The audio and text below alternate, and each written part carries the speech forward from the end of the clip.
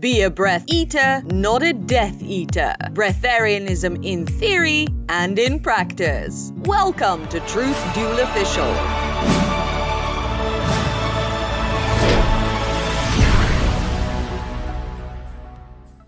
In this video, you'll learn about Breatharianism, also known as pranic living or living in light. You'll want to stick around till the end of this video to learn what scientists say about living without eating any food. But first, I am your host, Misinformation. If you like this channel, make sure to subscribe to receive more great lifestyle content, misinformation analysis, and other sentiments and ramblings that please and amuse us. And become a truth dueler, because only you can slay misinformation at its source. Get our app on truthduel.com. We all breathe. Some of us have a harder time with it than others, like people with sleep apnea or asthma. However, it's what separates us living humans from the dead ones, or even the undead ones. Say it.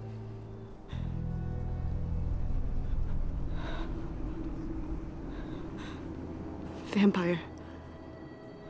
What if humans could survive off air just like vampires survive off blood, without the need to eat solid food at all? Is it possible to live off oxygen and sunlight alone? Or is this all a scam to trick people into an unhealthy lifestyle? At its core, Breatharianism is a lifestyle. It combines meditation with an extreme calorie deficit. Sometimes that means not eating at all. Some people eat some broth or fruit a couple times a week. Others live off of a liquid diet consisting of smoothies. The most committed practitioners forego eating altogether for long stretches of time. All that time we common folks spend eating is replaced by dedicated meditation to focus one's chakras. Breatharians ask themselves, why do we eat? Besides nourishment, there are many reasons that people eat. Eating can happen when someone's bored, or when people are socializing, or as a coping mechanism for stress.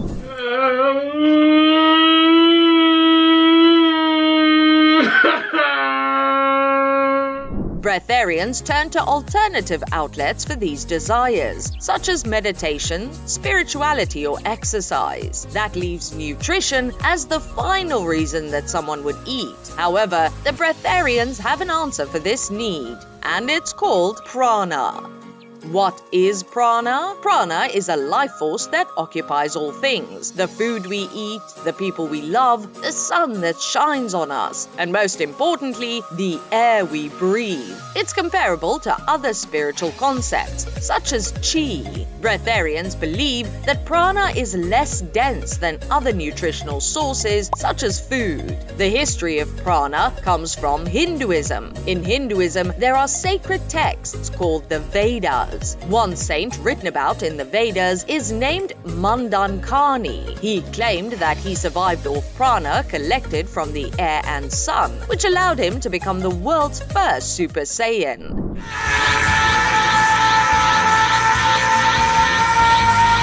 Pranayama, or breathwork, is the best way to absorb prana into your body. It's one of the 8 limbs of yoga, and it specializes in controlling one's prana. People who practice the pranic lifestyle believe that breathing releases toxins from the body, helps with digestion and stress relief, and provides mental clarity. It's a way to connect further with nature and the prana that exists in nature. By practicing breathwork in combination with meditation, Breatharians claim that one can survive solely off prana, allowing them to cut food completely out of their lives. One famous contributor to the Breatharianism community is Maor. Maor began practicing Breatharianism in 2012, claiming to mainly survive off prana and occasionally small bites of food. He first started this practice after going through an initiation period. During the initiation period, Maor used meditation to enter a higher vibrational state, which helped his body detox and cleanse the blockages in his chakras. Through this, he claims that he has more energy, needs less sleep, and feels more connected to his inner self. He says he was able to live without solid food for a whole year after this initiation process. When I go on to affirmate,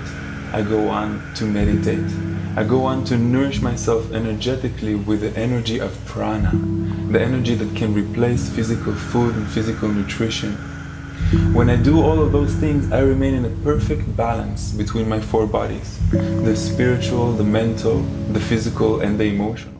That's when Maor decided to start promoting breatharianism. He connected with an Israeli TV show to go on an 8-day dry fast. During this time, Maor didn't eat or drink anything while under strict medical supervision. He didn't experience any deterioration in his health, and he won $1,000 for completing the challenge. As Maor promoted this lifestyle, he received a lot of questions. You're probably asking yourself some of these questions. Questions like, how much does Maor actually eat? Or, does he shit? You dirty, dirty viewer, wondering about other people's regularity. Don't worry, we're on the case, and luckily, you're not alone. Maor answers these questions himself. He says that he eats only 20% of the calories he consumed before. He's also more conscious of the food he does eat, preferring raw foods to processed ones. He claims that he could give up food entirely if he wished, only surviving off prana, but he chooses to eat so that he can feel gratitude towards each bite. And yes, he does shit, albeit less regularly. He's happy because he pays less for toilet paper. Now, nobody can't say that our Truth Duel investigative reporters ain't never done nothing for the peoples. What do you think? Is Maor practicing an extended placebo effect, starving his body of vital nutrients and capitalizing off of Eastern mysticism? Or is he a living testament of mind over body, cleansing his digestive system and practicing a wholesome lifestyle? Leave your opinions in the comments below to please and amuse your fellow Truth Duelers. Our Truth Duel investigative reporters are excited to introduce another prominent member of the Breatharianism community. Audra Bear first discovered breathwork in 2018, and it was a transformational experience for her. She said, quote, I felt tingles in my hands and feet. I saw flashes of bright lights. I had an out-of-body floating-like experience, and I remember leaving that class feeling high on life, end quote. She looked deeper into breathwork and began feeling benefits such as more energy, a deeper love for herself, and less cravings for food. Bear began practicing in Edia, claiming to fast for 97 days at a time. When she's not fasting, her diet consists of liquids such as teas, juices, and smoothies. Bear also spends up to 3 hours a day meditating, collecting prana from the sunlight and the air around her. Prior to practicing breatharianism, Bear was a vegan. She became a raw vegan, then started living off prana. This dietary transition was due in part to her education at the Institute of Integrative Nutrition. Bear believed that healthy diets wouldn't help people unless they healed from their inner trauma. She says that breathwork and meditation facilitate this healing, which eventually leads to a breatharian lifestyle. However, experts disagree with Bear. Nutrition scientist Helena Gibson Maor said, quote, there is no scientific evidence that we can get the essential nutrients needed for good health from air alone, end quote. Gibson Maor says that a liquid diet like the one Bear eats causes long-term damage because it deprives the body of vital nutrients found in a diverse solid food diet. She acknowledges that there is some scientific evidence toward the health benefit of juices, but she also says that the vast wealth of research shows that humans need vitamins found in other foods, such as important fats, proteins, and whole grains. Is what Gibson Maor said true? Are these breatharian influencers going to suffer health benefits later in life? Are they profiting off Eastern mysticism? Is it a form of eating disorder? Or maybe they're preying on people's desire for control over their unpredictable health? If you're hungering for more, pun intended, consider checking out Maor and Audra Bear for extra information. However, remember to always do your own research